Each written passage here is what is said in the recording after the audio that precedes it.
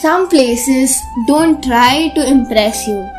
They don't stand out loudly, but the moment you step into them, you feel something shift. Our visit to Devaryamchal Ramalayam was one such experience. Quiet, simple, yet deeply meaningful. As we arrived, the surroundings felt calm and unhurried. Away from the city's rush, the temple stood peacefully, almost untouched by time.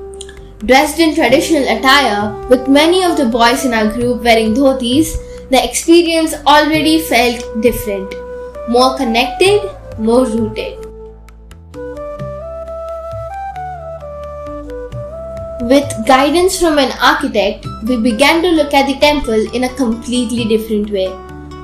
Instead of just seeing it as a place of worship, we were encouraged to ask questions. Why was it built like this? What purpose did each structure serve? Slowly, we realized this temple was not just built, it was carefully thought out. One of the first things we began to notice was the structure of the temple itself. The layout felt balanced, almost guiding the way you move and experience the space. The main entrance door stood out in particular, solid, detailed, and purposeful. It wasn't just an entry point, but a transition from the outside world into a space of stillness. The way it was built, its proportions, its strength, its presence, made you pause even before stepping in. It felt like the temple was preparing you before you even entered it. At the heart of the Parisar lies the main sanctum, simple yet deeply powerful. Inside, the idols of Lord Rama, Sita, Lakshmana, and Hanuman stand as symbols of devotion, strength, and balance.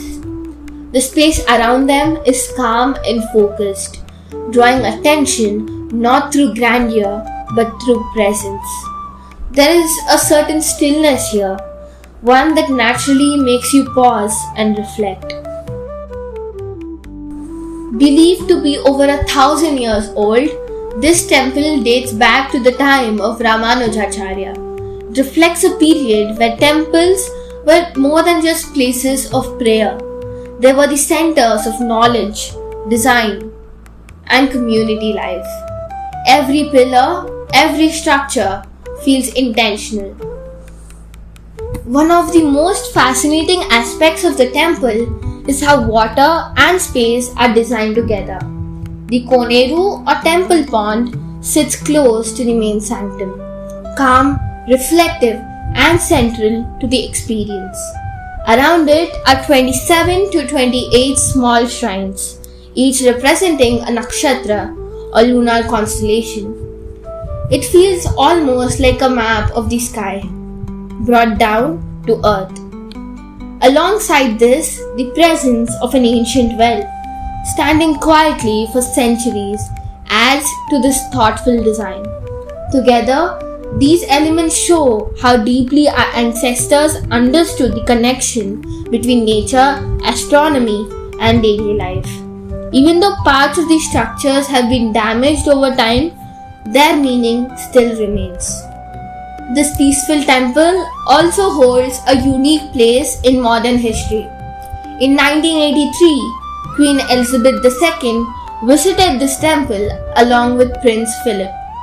For a brief moment, this quiet space became known far beyond its surroundings. Yet today, it remains just as calm as ever. Sharing the space with great minds made the experience even more meaningful. It reminded us that learning doesn't only happen in classrooms. It happens in places that make us observe, question, and think. Places like this that stay with you even after you leave.